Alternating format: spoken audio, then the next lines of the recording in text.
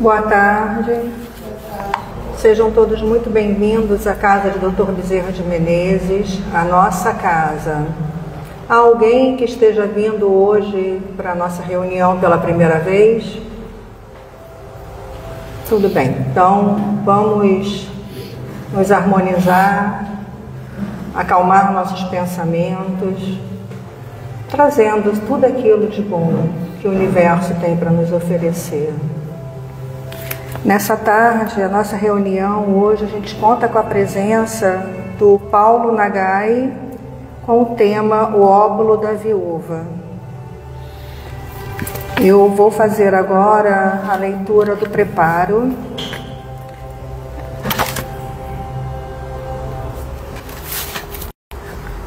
Do livro Vinha de Luz, pelo Espírito Emmanuel, psicografia de Francisco Cândido Xavier. A porta estreita. Porfiai por entrar pela porta estreita, porque eu vos digo que muitos procurarão entrar e não poderão. Isso está em Jesus, Lucas. Antes da reencarnação necessária ao progresso, a alma estima na porta estreita a sua oportunidade gloriosa nos círculos carnais. Reconhece a necessidade do sofrimento purificador. Anseia pelo sacrifício que redime. Exalta o obstáculo que ensina. Compreende a dificuldade que enriquece a mente e não pede outra coisa que não seja a lição. Nem espera senão a luz do entendimento que a elevará nos caminhos infinitos da vida. Obtém o vaso frágil da carne, em que se mergulha para o serviço de retificação e aperfeiçoamento. Reconquistando, porém, a oportunidade da existência terrestre, volta a procurar as portas largas, por onde transitam as multidões. Fugindo à dificuldade, empenha-se pelo menor esforço. Temendo o sacrifício, exige a vantagem pessoal. Longe de servir aos semelhantes, reclama os serviços dos outros para si. E no sono doentio do passado, atravessa os campos de evolução sem algo realizar de útil, menosprezando os compromissos assumidos. Em geral, quase todos os homens somente acordam quando a enfermidade lhes requisita o corpo, as transformações da morte. Ah, se fosse possível voltar, pensam todos. Com que aflição acariciam o desejo de tornar a viver no mundo, a fim de aprenderem a humildade, a paciência e a fé. Com que transporte de júbilo se devotariam então à felicidade dos outros? Mas é tarde. Rogaram a porta estreita e receberam-na. Entretanto, recuaram no instante do serviço justo. E porque se acomodaram muito bem nas portas largas, volvem a integrar as fileiras ansiosas daqueles que procuram entrar de novo e não conseguem. Graças a Deus. Nesse momento, vamos elevar os nossos pensamentos, rogar ao nosso Pai de misericórdia infinita, ao nosso Mestre Jesus, a oportunidade de estarmos aqui reunidos nessa tarde para mais uma exposição com um tema tão valioso que é o óbolo da viúva. Que Jesus possa iluminar as nossas mentes, transformar os nossos corações, guiar sempre os nossos passos no caminho que nos leva ao nosso Pai. Que possamos ter uma tarde tranquila, de paz e harmonia. E que Nossa Senhora, nossa Mãe Santíssima, esteja com todos nós. Graças a Deus. Dou a palavra agora ao Sr. Paulo. Oi? 18 horas. O relógio ali. Boa tarde a todos. Jesus possa nos abençoar mais essa tarde de estudos. Como a nossa companheira falou, o tema de hoje é capítulo 13 do Evangelho segundo o Espiritismo, o óbolo da viúva. O título do capítulo não saiba a vossa mão esquerda o que dê a vossa mão direita. Um caso específico, o tópico de hoje, ele trata da análise, da doação da viúva, que Jesus chama atenção aos seus discípulos, que não era a quantidade que ela estava doando ali, e sim o que aquilo representava na vida dela. Então isso vale, de uma maneira geral, para tudo que a gente faça na vida, nesse sentido de doar. Até porque a doutrina espírita ensina para nós que o principal disso tudo seria doar-se. Porque até para colocar em questão de igualdade, a condição de doar, de fazer a caridade, se a caridade fosse só com essa visão de caridade moral, material, muitas pessoas estariam restritas a fazer a caridade. Por quê? Porque não tem mente materiais para fazer isso. Então, o móvel disso tudo é a intenção que se tenha de dar o que se tem de melhor de si ao outro, dividir isso com o outro, proporcionando uma diminuição dos problemas que as pessoas têm. Então, isso é algo assim que a gente tem que entender bem, até para acalmar o coração, porque as pessoas que não conhecem o Espiritismo, e isso a gente tem exemplos e cada um deve ter nas relações de trabalho, na família mesmo, pessoas que começam, olha, eu vou pedir já desculpas antecipadas, até pelas tosses futuras, até aquele negócio daquele cara muito envolvido com o patrão, que se o cara espirrar, se espirrar amanhã, saúde. Eu tenho problema na garganta, eu tenho que dar uma compensada. Não. Dar uma compensada, falar pausadamente, senão dá uma forçada aqui na garganta. Mas os espíritos ajudam. É só controlar aqui que dá para sair.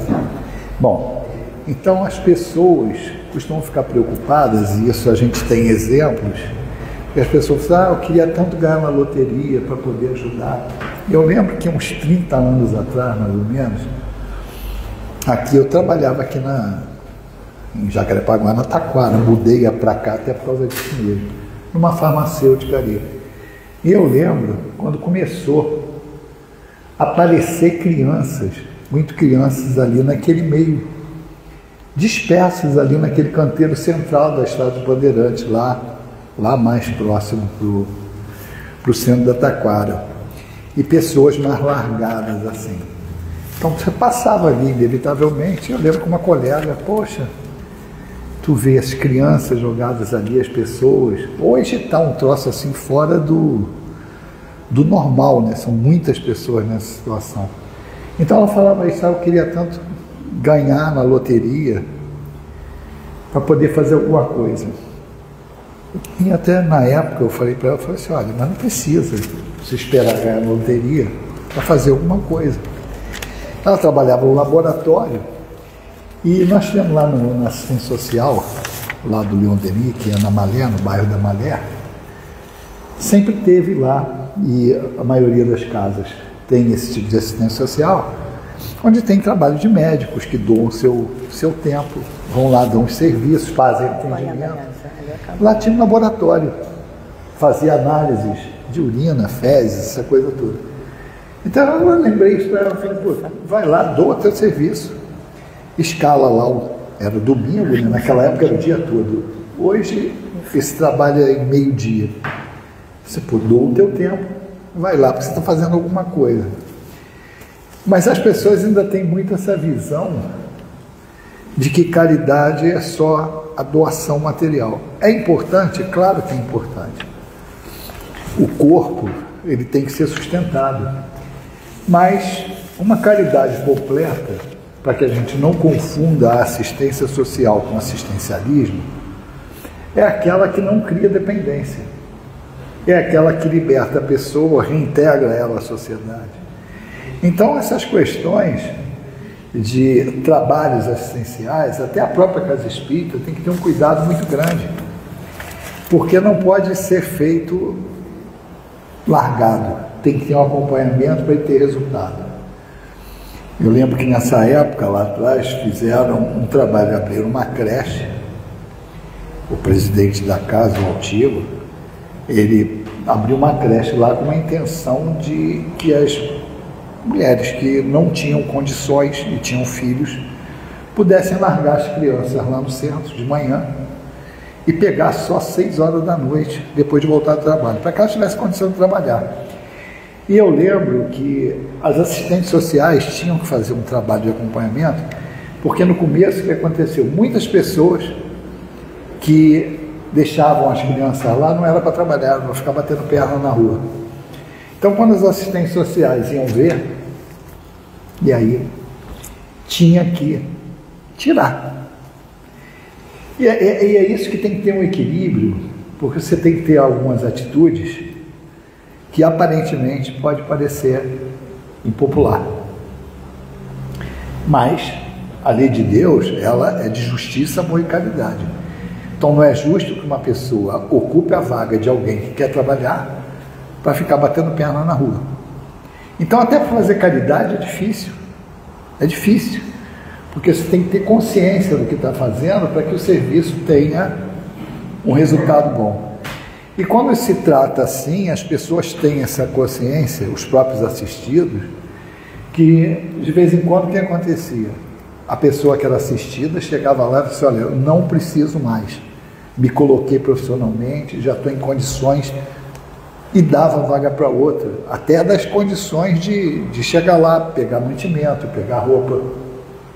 Então, não é fácil fazer a caridade corretamente. Tem muitas coisas que a gente faz para livrar a consciência.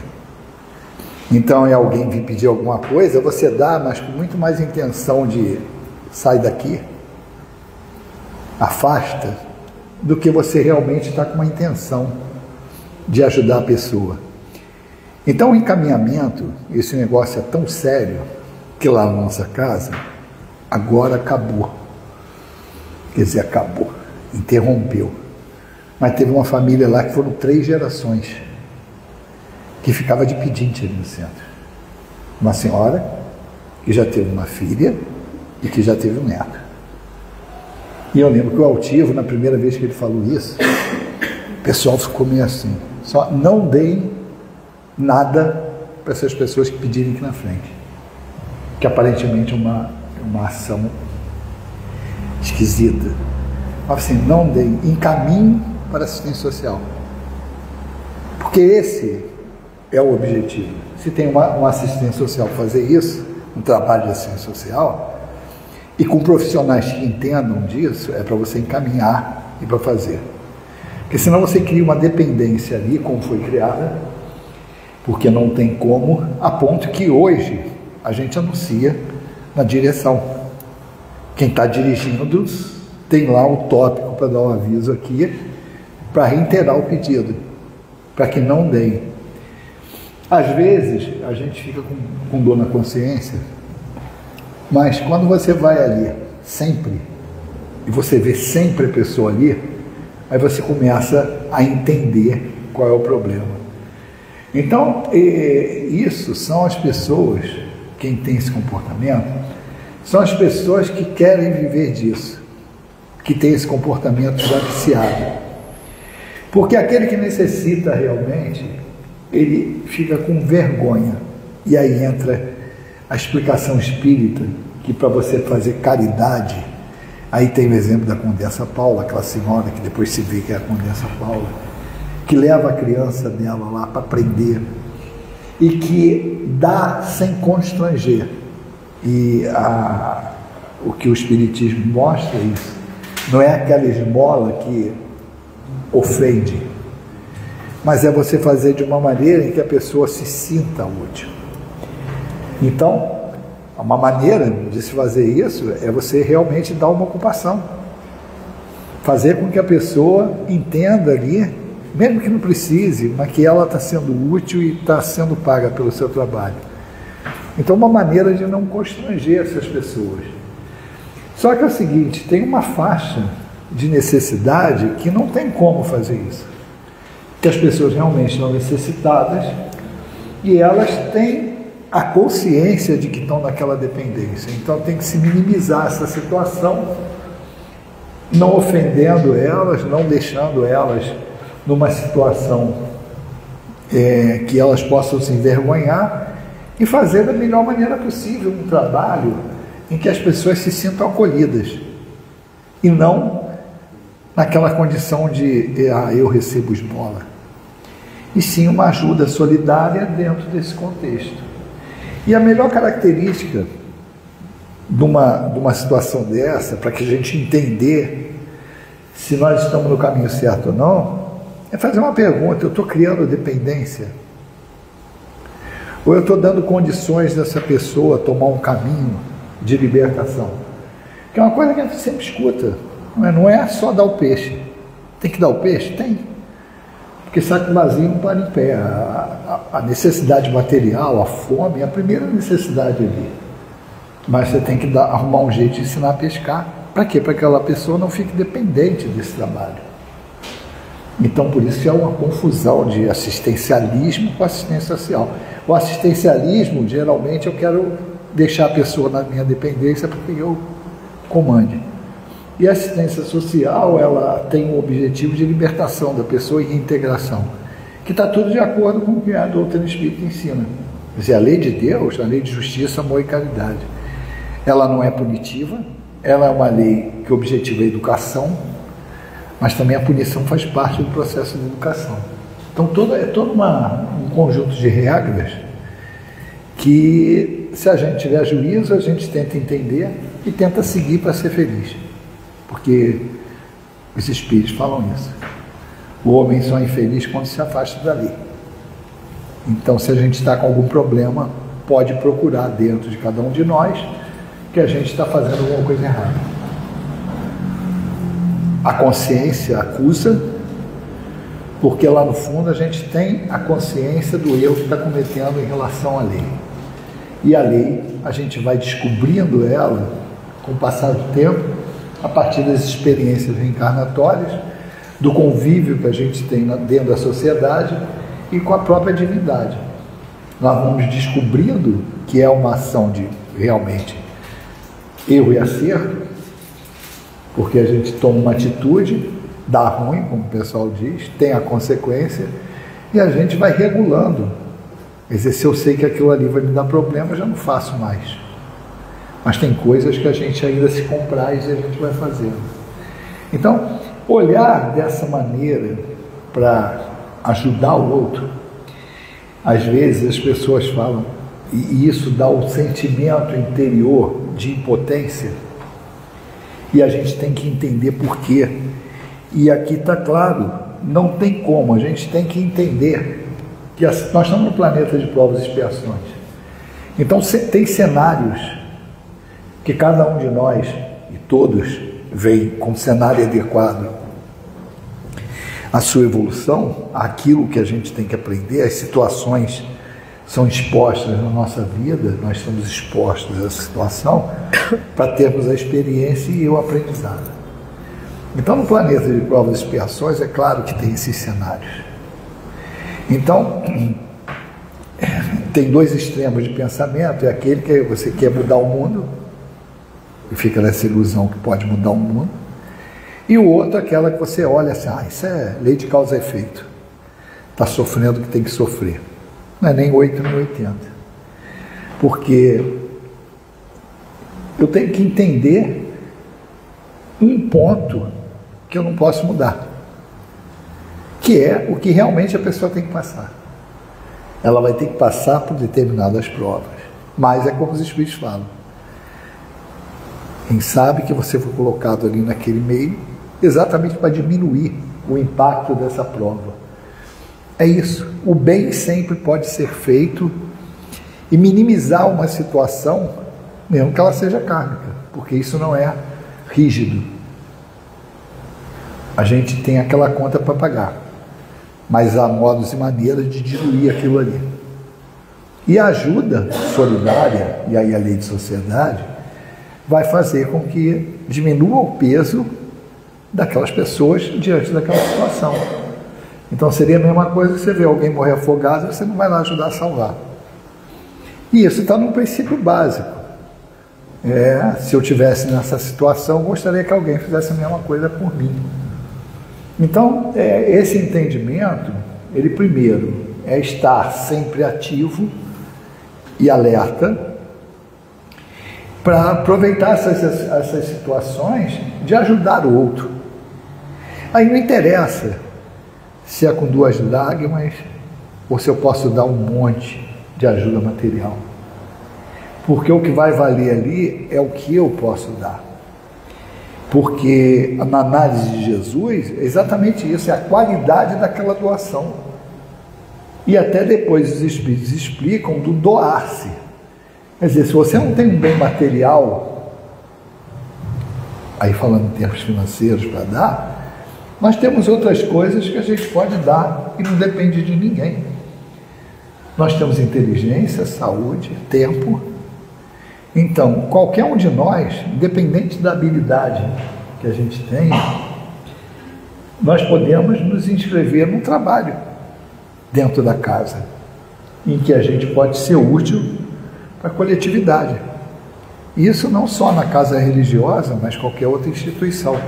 Só que a casa religiosa, e principalmente aquela que a gente frequenta, e que a gente construiu um laço de confiança, esse é o melhor lugar que a gente tem para direcionar isso. Porque você vê, quando a gente fala até para fazer caridade, você tem que ter cuidado. Quantos golpes que se faz isso, com isso? Não é? Com a desculpa de querer ajudar alguém, quantas pessoas? Próprias campanhas aí em termos de catástrofe, depois a gente vai descobrir, Teresópolis há pouco tempo, que tinha não sei quanto lá em material guardado no lugar que ninguém distribuiu, ou que aquilo é redirecionado para alguém. Então, eu particularmente eu falo, eu não dou. Quando alguém me liga para alguma coisa, eu falo, não, eu já tenho instituição que eu confio, que eu dou. A melhor maneira é essa. Porque também é muito cômodo. Não, vou fazer a minha parte, dou para qualquer um. Aí livra a minha consciência, mas não dou uma direção correta àquele bem que eu estou doando. Então isso é uma maneira, é um nível de ajuda, mas é aquela que eu estou livrando só a minha consciência, eu não estou preocupado se aquilo está dando certo ou não. Então por isso que quando alguém me pergunta, o que eu faço? Olha, eu faço assim. Eu tenho uma pessoa que não é espírita, um amigo meu que trabalhava comigo até hoje, ele faz uma doação para minha corda para eu doar para o centro. Ele sabia que eu era espírita, sabia que eu fazia isso. Ele falou assim, olha, cheguei a uma etapa na minha vida que eu acho que eu tenho que agradecer o que eu recebi. Mas sabe, a pessoa não é assim tão religiosa de frequentar lugares, não, pelo menos que eu saiba. Mas ela chegou a um ponto, ela conversando com a esposa, e esse amigo falou, olha, chegou a uma conclusão que a gente precisa fazer alguma coisa por alguém. Aí ele falou assim, olha, eu sei que você tem uma instituição que você confia, eu vou te dar todo mês, tu deposita lá. Tudo bem, até hoje. Não vejo ele pessoalmente há mais de 10 anos. E ele faz isso até hoje. Mas por quê? E tem confiança do que está sendo feito. Porque ele conhece a instituição, conhece através de mim as perguntas que ele fez, mas para qualquer pessoa, faz isso, procura uma instituição confiável e vai lá e foca a tua ajuda naquela instituição, porque é uma maneira de você fazer uma doação responsável e você não fica em dúvida qual a procedência da doação que você está dando. Infelizmente essas coisas acontecem, muitas vezes até doações de roupa que você faz na própria casa espírita. Uma roupa que às vezes você dá lá, está novinha, não sei, tu está achando que vai cair no bazar, tu olha lá no bazar, não está no bazar, e aí, o que aconteceu? Algum espírito levou? Entendeu? São coisas que você tem que tomar cuidado. Infelizmente, o planeta de provas e expiações é isso. Então a gente tem que ter um mínimo de responsabilidade para direcionar isso da melhor maneira possível, porque pessoas são pessoas, em tudo quanto é lugar, ninguém vira santo porque está dentro da casa espírita. Então a gente não pode ter essa inocência também de delargar. Então é hora de ter responsabilidade nessas coisas. E melhor do que isso é o entendimento. Porque muitas pessoas que têm esse peso na consciência fazem da maneira que for para poder aliviar a consciência, mas não estão pensando realmente na ajuda efetiva para ser dada. Então, é claro, cada um vai dar o que tem, ninguém dá o que não tem. E sempre com a intenção. Porque os espíritos fazem um questionamento assim, bem na bucha. Que a pessoa quando fala isso, eu queria tanto ganhar na loteria, receber uma herança, ter dinheiro para ajudar o outro. O espírito fala aqui, vem cá, será que é realmente essa a intenção?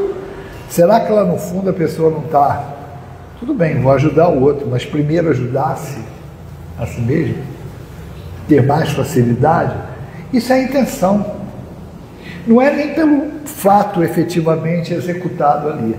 É porque se você tem essa intenção de não ser tão limpo para ajudar o outro e querer para si, é sinal ainda do egoísmo. E é sinal que tem algum trabalho a fazer ainda para adquirir essa virtude de ser uma pessoa caridosa. Então, por isso que os espíritos falam que vale a intenção. Porque se eu tiver com intenção secundária ali, é sinal que aquela virtude eu não adquiri. Por isso que a medição é feita pela intenção e não pelo fato em si. Porque às vezes você pode estar dando com uma mão e tirando com as duas. Então, é muito essa visão.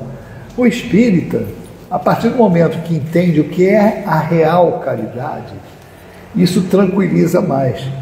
E até porque tem um negócio que ele fala aqui. Deixa eu ver se eu marquei aqui.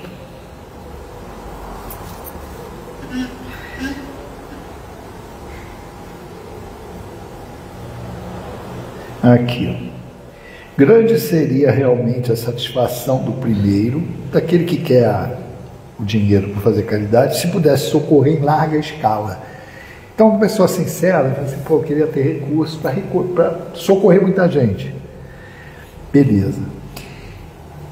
A indigência, todo mundo. Mas, se essa satisfação lhe é negada, quer dizer, eu não tenho essa condição, submeta-se e se limite a fazer o que possa. Esse entendimento é fundamental, porque tem males que a gente não tem o poder de dizimar, não tem como, faz parte daquele quadro por enquanto, do planeta. É claro que isso não quer dizer que você não vai fazer nada, mas o que nós estamos querendo dizer é o seguinte: o entendimento da situação geral faz com que acalme os nossos corações. Sempre dói quando a gente passa cada vez mais, a gente vê pessoas na rua, lá no centro da Taquara, pessoas ali que dormem em frente às lojas, na calçada. Quando vier o frio é pior ainda. Mas você vai fazer o quê? Você pode tirar todo mundo dali? Esse é o problema. Que a gente passa, olha, sente, mas a pergunta é: o que nós estamos fazendo para isso? Então, como não dá para se fazer esse trabalho individualmente, porque, primeiro, falta de conhecimento técnico para fazer corretamente. Segundo, porque a gente também não sabe onde está se metendo. Também não pode ser inocente a esse ponto. A gente vê muitos casos aí. Mas o coração puro, eu estou lá. Mas tem que ter, não pode fazer ato de imprevidência também. E tem que se fazer algo que seja efetivo. Então, a melhor maneira é fazer isso, é fazer um trabalho que eu tenha pessoas que saibam fazer. Então, esses trabalhos todos que as casas espíritas fazem, de quentinha, de atender os moradores de rua, tudo bem. Mas também tem, o que acontece? O entendimento, a gente vê muitos casos aí, de pessoas que não querem sair da rua. Que às vezes até o governo mesmo quer tirar, jogar em algum lugar. Quer dizer, jogar, estou falando jogar não no sentido de largar lá, mas colocar em algum lugar, e as pessoas não querem. Então, isso faz parte de uma sociedade que ainda é imperfeita. Porque o ideal era se ter realmente um local aprazível para que essas pessoas pudessem ser recolhidas e o trabalho sendo feito nelas para reintegração na sociedade. Porque não adianta tirar essas pessoas da rua e botar elas em condições subhumanas. Mas é o problema. Então, isso ainda não existe. Não existe ainda. E que nós estamos vendo é uma condição que a sociedade ainda não consegue enxergar isso. Como fazer? Como eu falo aqui, cada um fazer a sua parte, dentro do que pode. Com o entendimento que isso vai acontecendo aos poucos, a partir do momento que as pessoas tomam consciência. Você vê que o que não pode fazer é se meter a mão pelos pés em algumas situações. Porque você pegar e, por exemplo, o pessoal chiar se você está tirando eles da rua, como tem os viciados. As instituições vão lá, tiram, aí vem o cara de direitos humanos que não pode tirar ele daí. Não existe isso. Isso aí é uma deformação do livre-arbítrio. É a mesma coisa que você querer dar a uma criança o poder de decisão dela em cima dos pais. Não tem. Os espíritos usam essas comparações como chama a gente de crianças espirituais. Quer dizer, o livre-arbítrio é relativo. Ele é relativo. Então não pode dar responsabilidade a quem não as tem.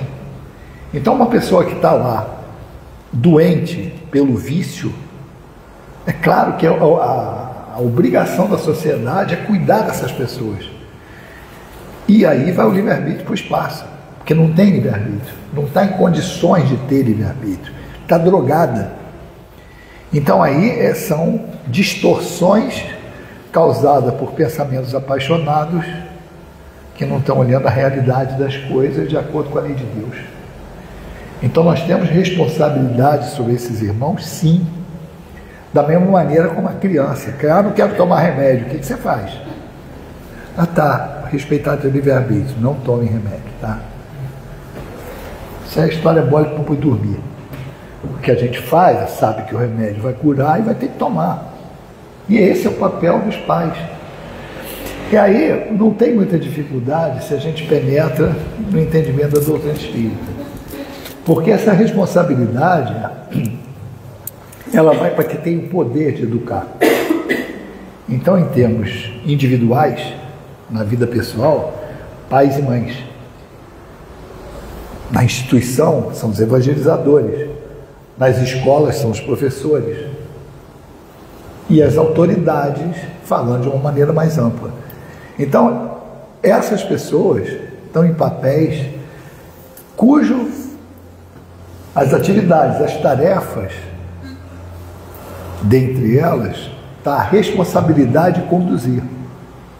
Então, essa responsabilidade de conduzir é que dá para elas o poder de atropelar esse livre-arbítrio quando a situação está nessa maneira. Atropelar nesse sentido. A criança, tu vai deixar a criança? Tá bom, não quer tomar? Não toma. E nada, a gente vai lá e vai dar aquele remédio amargo. Eu lembro que na minha época, eu ia tomar aquele xarope ruim pra caramba, e tudo, não. Metia a mãozinha aqui no nariz, aí a criança abre a boca para respirar, vai o xarope. Acabou. A gente faz isso. E tem que fazer. Isso é violência? Não. Não é violência, isso é cuidado. É claro, as pessoas têm um extremo que a pessoa vai espancar, vai fazer isso aí, não tem nada a ver, isso aí não estou nem colocando em pauta, porque isso aí está fora de qualquer tipo de procedimento. Mas às vezes as pessoas confundem as coisas. Então tem que haver a energia referente à responsabilidade de conduzir. Então, mesma coisa, essas situações que as pessoas estão, se a gente tiver que dar uma atenção, mesmo que ela não queira, a gente tem que entender, olha, não está em condições de deliberar sobre aquilo ali. A pessoa não quer ir ao médico, geralmente idoso é isso, né? Falando, eu sou idoso já. O idoso chega uma certa etapa da vida que não quer fazer as coisas. Aí o que você vai fazer como filho? Já que tem lá seus pais, que graças a Deus, se estiver vivo, você não conduz lá para o hospital, mesmo não querendo? Tem que fazer isso. E não argumentar que ela tem o livre-arbítrio e você não vai forçar ela a ir. Tem que ir, se você está vendo essa condição bem clara. No que diz respeito a executar a caridade, isso é muito mais complexo, porque a doutrina espírita mostra a caridade moral, a caridade geral, que é a que todo mundo tem possibilidade de fazer. Então, às vezes, a gente confunde, da mesma maneira como você fala assim, assistencialismo e assistência social, a gente confunde quando fala caridade, como se a caridade é o quê? Você perdoar tudo. É um conceito errado. Não é o relevo tudo, pode fazer tudo o que quiser, eu sou caridoso, vou deixar. Não, não é isso. Então tem um limite dentro das situações em que às vezes você está pensando que está sendo caridoso e você está fazendo exatamente o contrário. Como esse exemplo que eu dei lá de doar, de dar um negócio para a pessoa, e você cria uma dependência, a pessoa ficou lá 3 gerações de família, dependente daquilo ali, não trabalhava, não fazia nada, vivia de esmola. E aí? Aí tu pensa, o que esse espírito, qual a oportunidade que ele teve de progresso nessa encarnação? Aí você vai falar assim, mas então teve a prova de passar necessidade. Sim, mas como ela saiu da prova? Como ela encarou aquela situação? Ela buscou trabalhar? Ela buscou uma saída, em que seria uma saída de aprendizado para o espírito? Ou se submeteu àquela dependência? Isso é o livre-arbítrio do indivíduo. Ontem nós atendemos um espírito na sessão que a gente erradamente ainda chama de desobsessão, mas é atendimento desencarnado. O espírito foi, e ele foi até, olha como a valorização disso. Ele era atendido lá no trabalho do Leon Denis, que tem o Condessa Paula, do grupo. O espírito foi atendido lá, estava revoltado, porque devido à vida que ele passou, tipo, eu era invisível, agora estou invisível mesmo. Ninguém me via, ele era um morador de rua. Mas depois, com a conversa, foi vendo que ele foi atendido lá pelo grupo Nessa Paula. Inclusive, ele reconheceu um dos trabalhadores que estava lá, que trabalhava nesse grupo. Então ele foi falando das coisas que ele aprendeu. Então ele foi relembrando aquilo ali, e mesmo com o desgosto dele, no sentido de ter passado por aquilo ali, e quando ele desencarna, ele fala assim, poxa, mas as coisas que eu aprendi é assim mesmo, porque ninguém tomou conta de mim antes. Não é? Só agora que está vendo. E o argumento com isso é o mesmo que a gente estaria para qualquer encarnado. Porque a gente reclama das coisas, mas quando aquelas coisas aparecem para a gente não valoriza. Tu reclamou a vida toda que era invisível, que ninguém cuidava de você. Quando aparece alguém para cuidar, tu rejeita. A gente faz isso às vezes na vida. A gente reclama tanto de algumas situações, mas quando as situações aparecem na nossa vida, a gente não aproveita. Fica lamentando lá atrás. Por que não apareceu antes? Cara, mas apareceu agora. E as coisas aparecem no devido tempo. Aí agarra, se realmente você valoriza aquilo. Então ele chegou à conclusão, depois vai passando aquele momento de perturbação, ele enxergou que ele pediu aquilo, porque ele estava naquele por quê? Por quê? Então ele viu, ele pediu aquela vida de provação, ele pediu a vida de indigente, para que ele valorizasse uma experiência que ele teve anteriormente e não valorizou. Tendo as posses, foi uma pessoa de posses antes, não valorizou aquilo ali e teve uma encarnação perdida. Aí ele pediu para passar por aquela aprovação. E ele lembrou disso. Quer dizer, quando ele lembrou disso, acabou o problema para ele. Ele visualizou, viu a causa, porque você fica ali naquela condição de culpar Deus, de culpar todo mundo, quer terceirizar aquela culpa. A culpa é de todo mundo, menos sua. Então, a partir do momento que ele enxergou que aquilo ali foi consequência de um passo em falso que ele deu em relação à lei, a partir do momento que entendeu, aceitou, bola para frente. Passei pela prova, aprendi o que eu tinha que aprender, valorizei isso, e daqui para frente eu vou montar um outro planejamento reencarnatório para que eu prossiga. E é assim que funciona. Então, entender essas situações e valorizar o que se está passando é sumamente importante para que a gente tenha aprendizado. Teoricamente, o que a gente fala na doutrina espírita é como os espíritos falam assim: poxa, passou pela prova sem blasfemar. O que é isso? É falar sem reclamar, é passar no teste do cabrito, do bom cabrito. O bom cabrito não berra. Não é que você não vai fazer nada para sair daquela situação, isso tem que ficar bem claro. Não é uma posição estática. Eu entendi que isso é um problema, até porque a gente joga muita coisa. Hoje eu estava comentando isso no estudo lá do Leon Denis. A gente está tão acostumado a terceirizar a culpa das coisas, que quando a gente chega no Espiritismo, a gente nem nota, mas a gente terceiriza para nós mesmos. Porque a gente terceiriza para nós no passado. Já reparou que a gente fala isso? Mas isso é karma. O que a gente quer dizer quando a gente fala que é karma? O problema que eu estou passando hoje é kármico. É que eu, em alguma vida, fiz alguma lambança e estou pagando agora. Quer dizer, eu terceirizo até para mim mesmo. Quando a ideia é, cara, se eu estou passando por isso, alguma coisa eu preciso de entender aqui. E quando você entende isso, a probabilidade de passar por aquela prova sem blasfemar e entendendo as lições que estão por trás daquilo ali é muito grande. Primeiro que você tira a revolta, que isso é extremamente inoperante.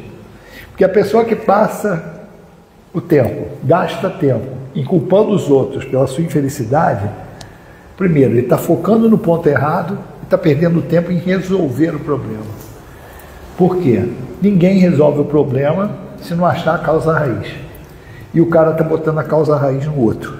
É a sociedade, eu sou vítima da sociedade, eu sou vítima tua, você está me fazendo mal, o outro está fazendo aquilo, meu patrão está fazendo aquilo ali. Então eu estou sempre jogando a culpa para fora de mim. E uma coisa que o Espiritismo deixa claro para a gente é: se fosse isso, seria injusto a lei. Ninguém tem a possibilidade de me causar infelicidade, a não ser eu mesmo. Então eu sou artífice da minha felicidade e da minha infelicidade, da minha doença e da minha cura. E isso às vezes é difícil a gente encarar quando a gente não tem um suporte. Quando eu digo suporte, são aquelas referências que para nós é Jesus e Kardec, no sentido de Evangelho de Jesus e a doutrina espírita, do jeito que ela explica a lei de Deus. Ou seja, meu entendimento da lei. Então, quanto mais sólido eu tenho isso, mais forte eu vou estar para encarar os problemas da minha vida. Porque eu estou baseado no alicerce que é forte.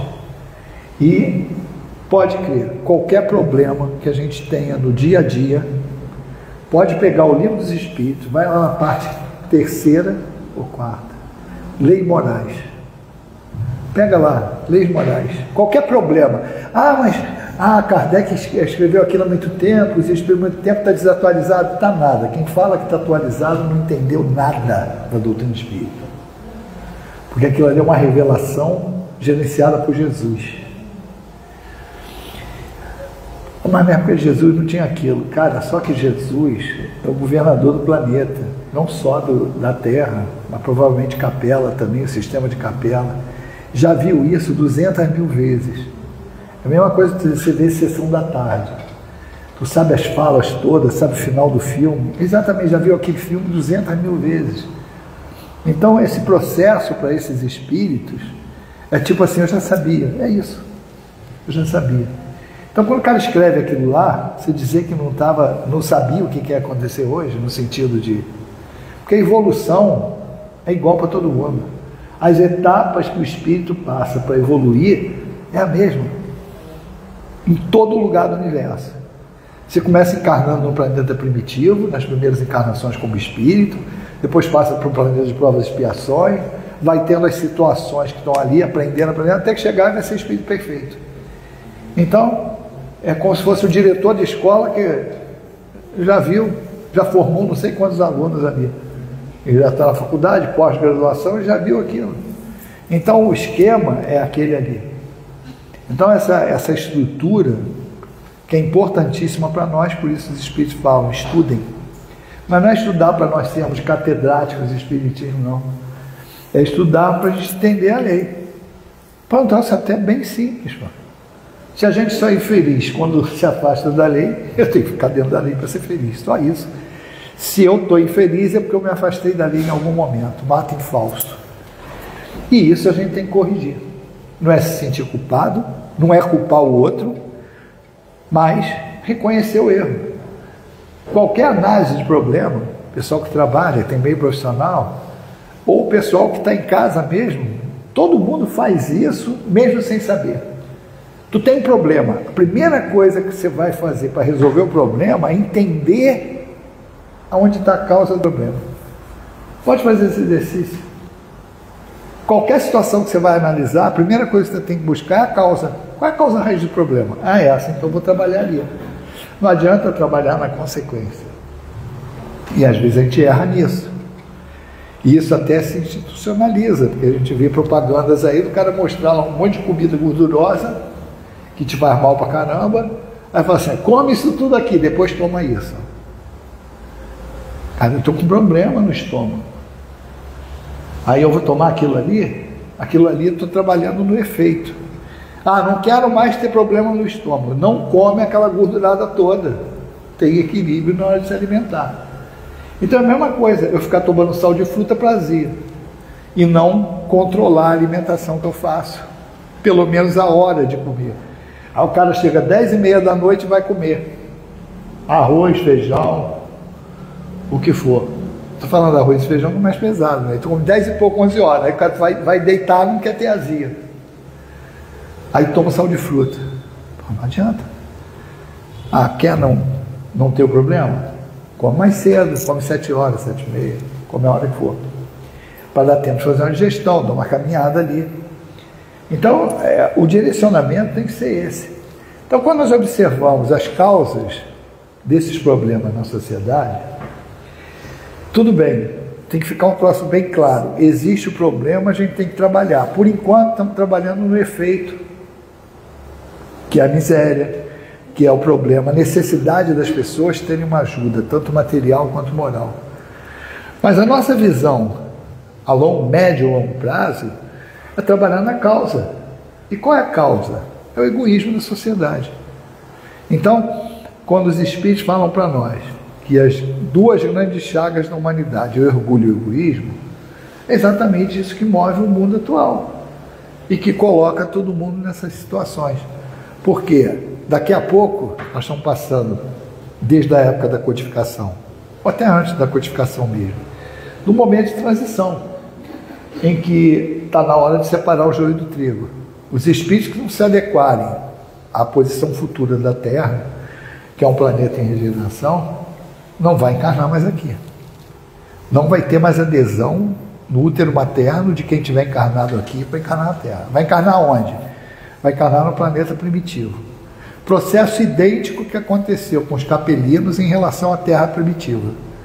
E aí vai ajudar em outro planeta, como os capelinos ajudaram aqui a fixar as condições orgânicas do nosso corpo físico, a passar ensinamentos que eles tinham e nós não tínhamos naquela época, que éramos espíritos recém-nascidos, recém-criados como espíritos, né?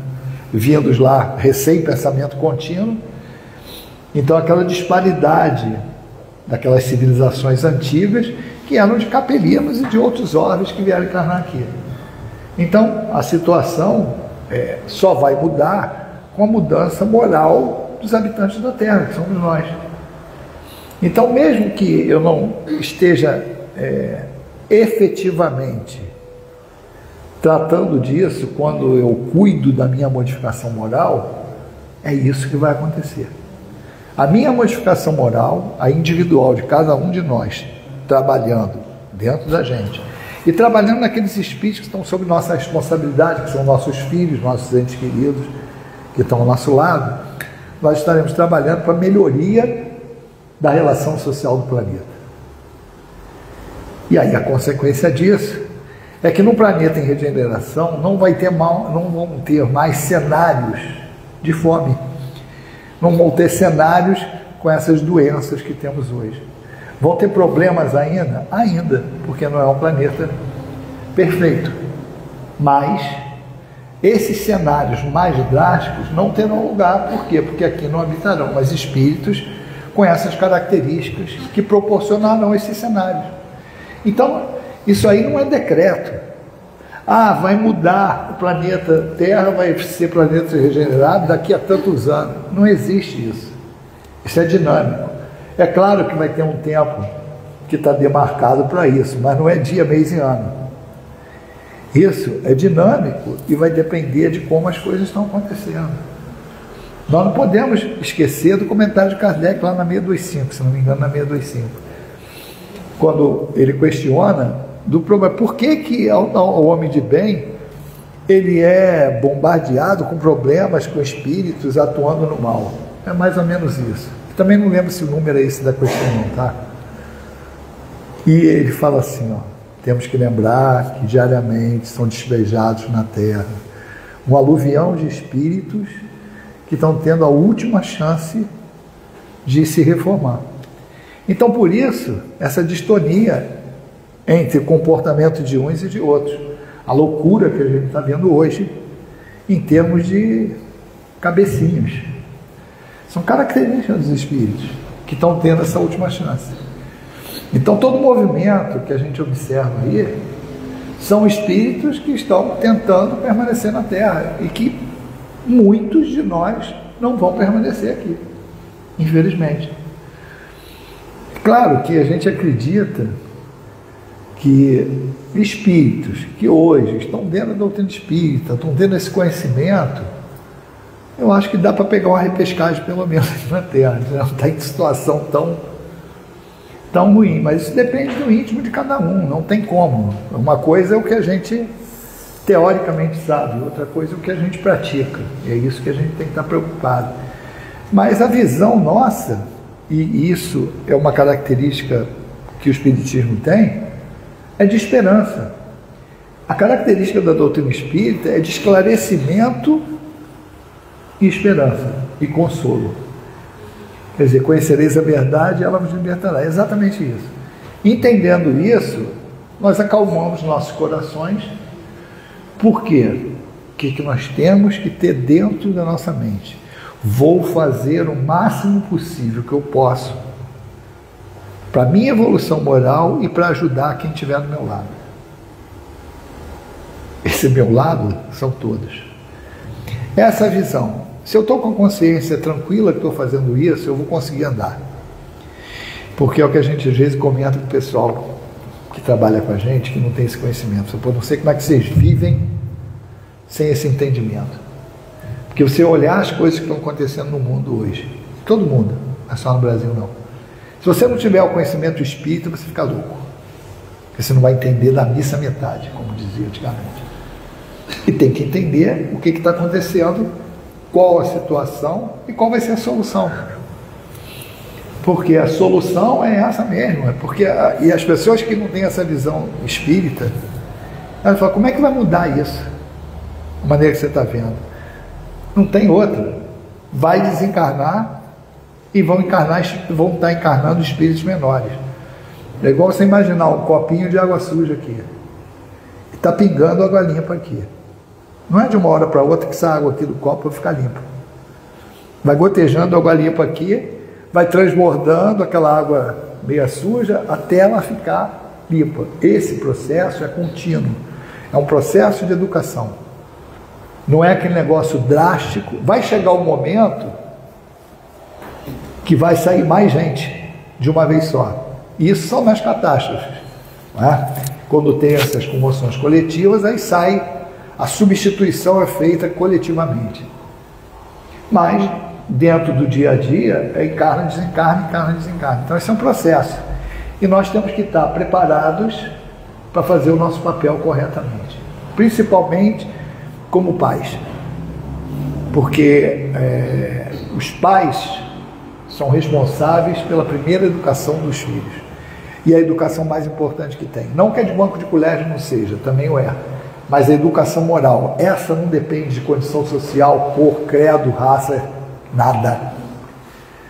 Essa ali é a educação de papai e de mamãe, que muitas das vezes as pessoas mais simples dão até uma educação moral melhor do que aquelas que são abastadas, porque aqueles que são abastados, elas dão o que tem de material, mas não dão o mais importante. Quer dizer que a presença, a qualidade do contato, a educação mesmo, os modos, que é o que a gente não está vendo hoje. Então, se a gente tem pessoas que não respeitam os pais, não respeitam os professores, não respeitam a hierarquia, não sabem viver sob pressão, porque qualquer coisa está cheio de não me toques, não são espíritos preparados para encarar a vida. E é isso que a gente vê. E quem são responsáveis somos nós, porque liberamos espíritos que recebemos nos nossos lares com a responsabilidade de educá-los. Liberamos espíritos frágeis para a vida, porque acostumamos a terem tudo, sem valorizar nada e, pior, minimamente respeitar o pai, a mãe e quem de direito. Se não tem disciplina, não vai ter nada. Então a primeira coisa é a disciplina. Se a pessoa não respeita o pai e a mãe, vai respeitar alguém que está na rua? Vai conseguir enxergar a necessidade de alguém que está em condições frágeis, materiais e morais? Não vai. Então isso começa no berço, começa dentro de casa, respeitar, mostrar, valorizar o que tem. Porque se a gente não valoriza o que tem, a gente não vai entender o que o outro não tem, o que a pessoa sente falta por não ter. Que se a gente não valoriza o contato com a família, não valoriza a refeição que come, o pouco que tem, ou muito, como é que a gente vai entender o que o outro está passando? Então, para fazer a caridade corretamente, a gente tem que entender primeiro a lei de Deus, como funciona, entender a vida, entender a nossa relação, a nossa responsabilidade, que a doutrina espírita é muito rígida nisso.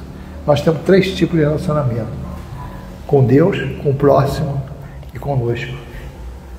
Nós somos responsáveis não só pelo bem que não fazemos, pelo mal que decorre de não termos feito bem, e pelo mal que fazemos também.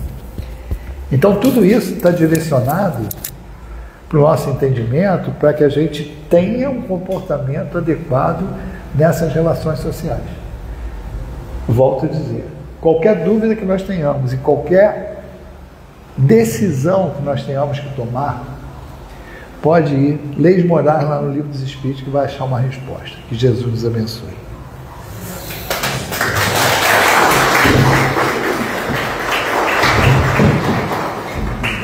Obrigada, Paulo, por reflexões, tão importantes, que a gente tem que pensar, refletir e praticar no nosso dia a dia, Agora nós vamos passar para a segunda parte da nossa reunião com os passes, pedindo aos passistas que tiverem condições, por favor, se posicionem.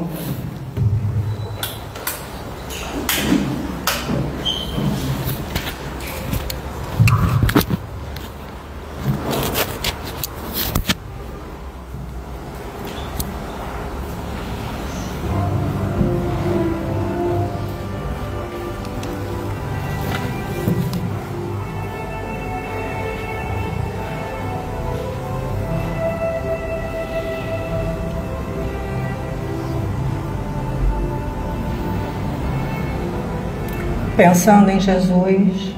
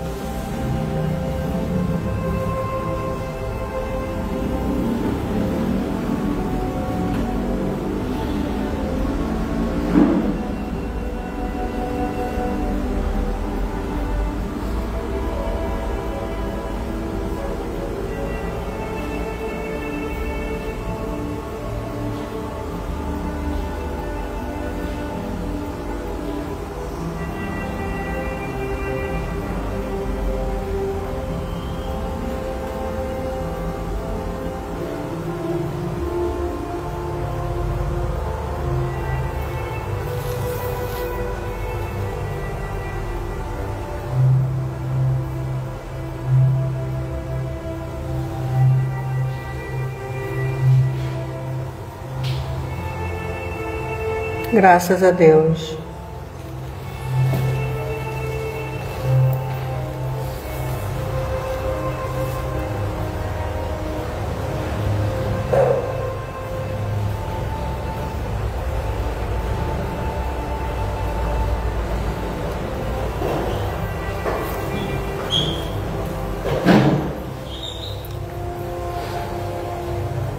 Senhor nosso Deus, Pai de misericórdia infinita, Mestre Jesus, pelo seu amor, pela sua misericórdia, pela sua indulgência, agradecemos mais uma vez por termos tido mais essa reunião nessa tarde de sábado. Obrigada, Senhor Jesus, por estar sempre nos acompanhando, nos amparando, por sempre estar disposto a dar-nos as mãos para nos levantarmos, Senhor. Esteja sempre conosco em todos os momentos de nossas vidas.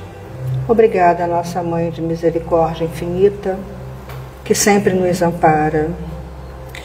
Vamos pensar agora nos nomes que se encontram nas caixas dos nossos irmãos necessitados, nossos irmãos desencarnados, que todos possam ser atendidos na medida do possível.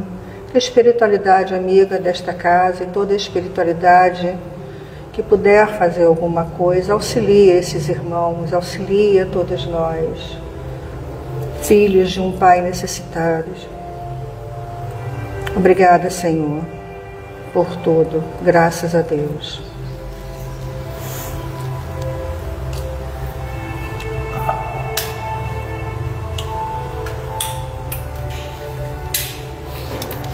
Peço a vocês, por favor, mais um minutinho da atenção de vocês, para que eu possa dar os avisos da casa. Bom, como todo mundo sabe, nós assistimos algumas famílias de crianças que participam da evangelização e distribuímos todos os domingos a cesta básica. Então, estamos sempre precisando desses itens que compõem a cesta básica.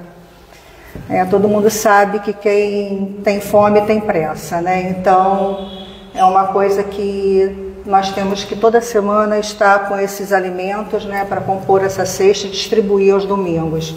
São quase 100 famílias que são realmente necessitadas.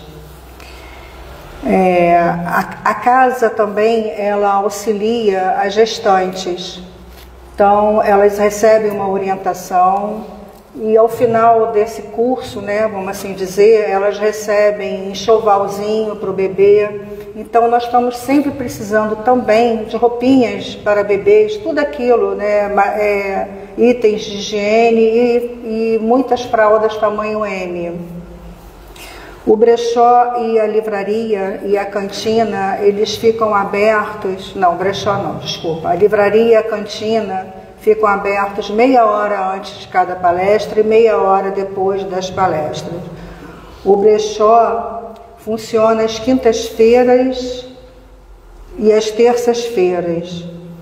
E nós precisamos sempre, tá, de roupas em bons estados e qualquer utensílios para casa, qualquer coisa que sirva, né, para casa poder colocar no brechó para ser vendido, porque isso ajuda a casa, né?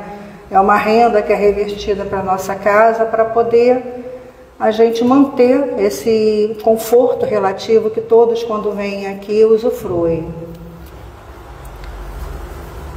A casa, ela oferece vários cursos, são todos gratuitos, tá? Tanto presencial quanto online. Os horários, os dias, vocês podem ver na livraria, que inclusive daqui a pouco vai estar aberta, vocês podem se informar. E convidamos as pessoas que puderem, né, fazer parte da nossa casa como sócio contribuinte.